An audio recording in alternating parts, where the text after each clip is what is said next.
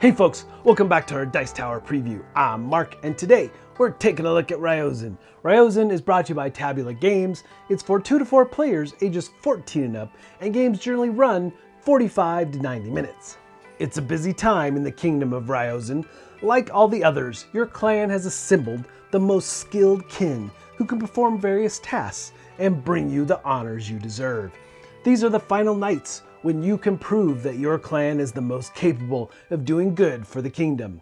The Phoenix Queen is about to awaken in her mountaintop palace, which you can rotate to gain special benefits from the nearby lands. Seize the moment and do your best to obtain her favor. In Ryozen, the contention is always at a high pace, with both direct and indirect interactions between players. The board, flippable for a 2-player setup, is divided into sectors that provide different sets of possible actions, but there's a limited number. Secure the best places for your kin to gather or manage resources, recruit more allies with asymmetric abilities, influence the tiebreaker, and collect cards to improve your strategy. The turn flow runs smoothly from the very beginning, with immediate placement effects during the day phase and global effects resolved sector by sector during the night. Never lose sight of your rivals and strive for the highest prestige. Join me as we discover the world of Ryozen. So, a game of Ryozen is played over the course of 3 rounds. Now, the game does move pretty quickly and you don't have a lot of time, so every turn you want to really try to maximize your points. Now, each round of the game is composed of 3 phases. You have the daytime phase, the nighttime phase, and the dawn phase. Each player is going to have their own set of workers. Some are just going to be your generic workers, which are apprentices, and you're going to start with a fighter. Now, a lot of these workers are going to have special abilities, and we'll take a closer look at them. But the thing is that a lot of this game setup placement is based on player count, so we're not going to really dive into numbers here, but you have a number of workers to start with, and you'll be using them to gather resources around the board, and the board is divided into sectors. You have the gates, the capital, the rim, the shrine, the springs, the clan house, and finally in the middle, the Phoenix Palace. Other than your workers, known as your kin, you have 3 main resources. You've got coins, you've got scrolls, and you have lanterns. Now these are definitely the upgraded components, but you also have some reward tokens. These are moon shards and will be collected in the night phase. Now, what do you do with these? Well, you're going to get points at the end of the game. If you look at the main board, there's a handy guide here showing you what kind of point value you can get for each of the shards and the different collections. So there's some set collection here for sure. This is a worker placement game, and they've done some pretty fun, unique things here. I really like the actions they have going on. It does feel a bit of a lighter type worker placement, but the fun factor is definitely high. Now, on this inner ring, you'll see spots to place your workers or your kin in order to take advantage of the different sectors and do all the actions they provide. Some of the spots on the inner ring will have a cost associated with them. You might have to pay a coin, a scroll, or a lantern to place your worker. Some are just free to do so. But you have a couple options when you place your workers. You can place them face up or face down. So it'll be unveiled or it'll be cloaked. Now if you place it cloaked face down, you will have to pay a coin to do so. But why would you do this? Well, when you place one cloaked, you're meaning that you're going to have more influence in that area when the nighttime comes around, which gives you bonuses in the way of all those moon shards. So that's the main reason you would do that, to get the maximum amount of influence in that area. Now, overall in the game, you're just trying to get favor, which is this track around the side of the board. But there's numerous ways to get favor in this game. So when you do place workers, you will potentially pay the cost, but if they have a special ability, you will activate that special ability first, and there's several types of workers here. So like I said, you're going to start with a number of generic workers or kin. These are apprentices. They have no special abilities, but you do get a fighter. So if you've placed a fighter, it can hit one kin in that fighter's same sector. If you get a merchant, you can gain a resource of your choice and gain 1 coin. I really like that.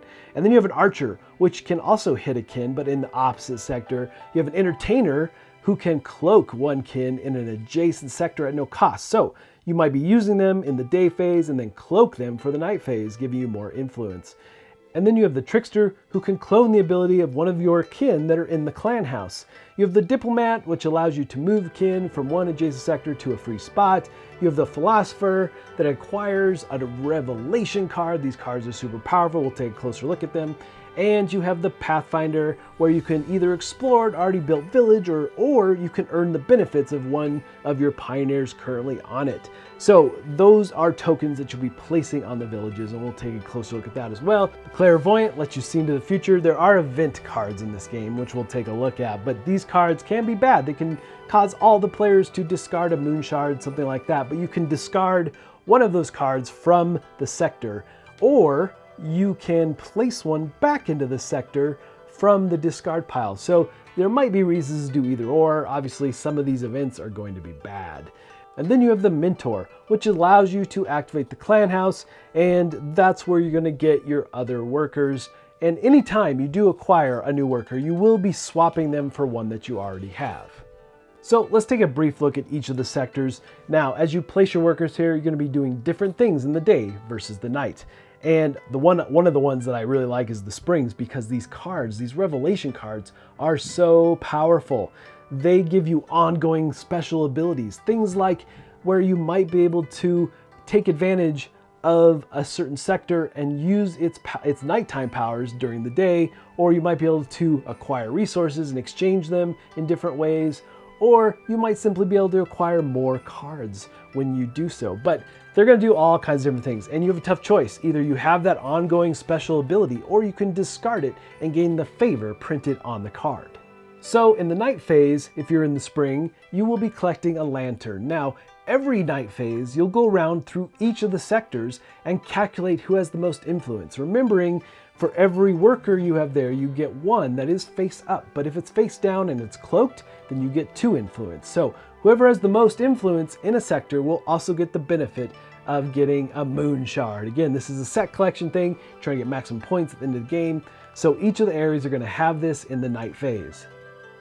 So you might be asking me, what happens when there's a tie in any of these sectors during the night phase? What happens? Well, that takes us to the capital sector. And in this capital sector, when you place one of your workers, one of your kin, you're going to gain a scroll and then move your herald up the capital track and moving everyone else back. So, you know, there's definitely going to be some push and pull, tug of war going on here, trying to vie for position, because being first in the night phase is definitely going to get you those moon shards and lots of points at the end of the game.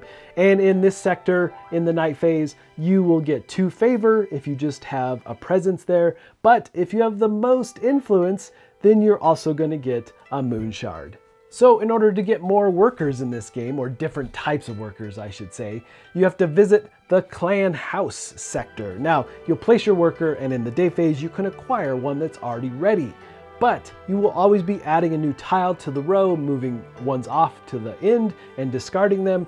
But there is a cost. So once you move there, you can pay in coin, and then you also get favor though. So you'll pay 1, 2, or 3 coins and acquire the favor, adding it up on the side of the board. Everything in the day phase happens right away. Then in the night phase, when you get there, you're going to get a coin.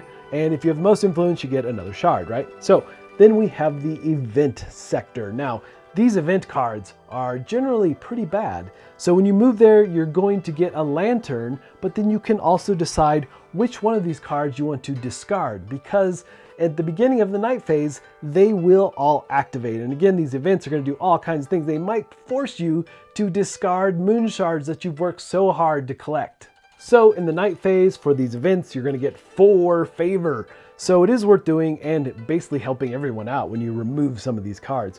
But then we move to the Rim, and the Rim is all about building out villages. But you'll see here that in the day phase, you can pay the cost if it's an empty spot next to you, and you will gain favor for building a village tile. You'll pull one, place it there, but if you're next to a spot that already has a tile, then you can move 1 or 2 spots, and then if you end up next to an empty one, you can also build.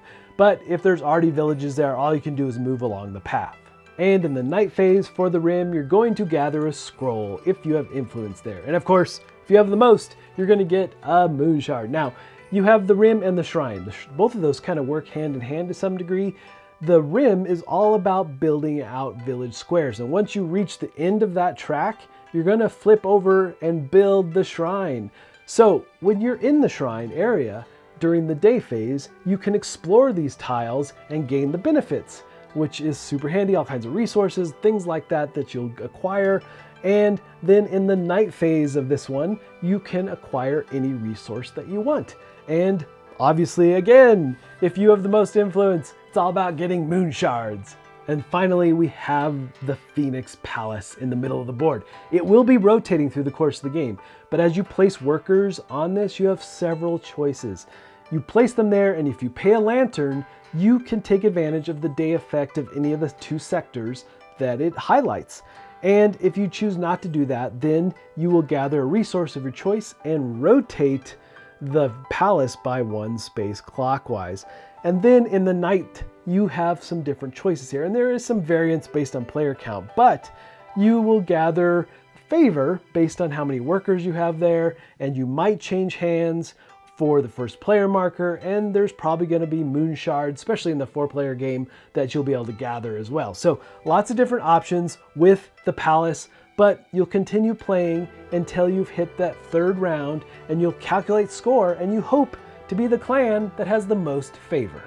All right, folks, just a reminder once again, this has been a Dice Tower paid preview, and everything you've seen here has been in prototype form. So keep a close eye on the campaign for any changes that still may occur. Now, I must say that this is an interesting, very unique style worker placement game. It does feel like it is on the lighter side, like I said before, but I felt like the fun factor was enormous here. We had a ton of fun. We played twice, went through and different player counts, and I really enjoyed all the plays for sure. I didn't play it in 2-player though. I don't know how it plays on the other side of the board, but we did 3 and 4, and every game, everyone was fully engaged, and I love how the palace works, and just in general, how all the different sectors, you have so many interesting choices to be made, and what should I do next to get the maximum amount of favor. All right, folks, ultimately, if this looks like something of interest to you, I'm sure they'd appreciate your support. So I think that's it for me, and until next time, we'll see you at the table.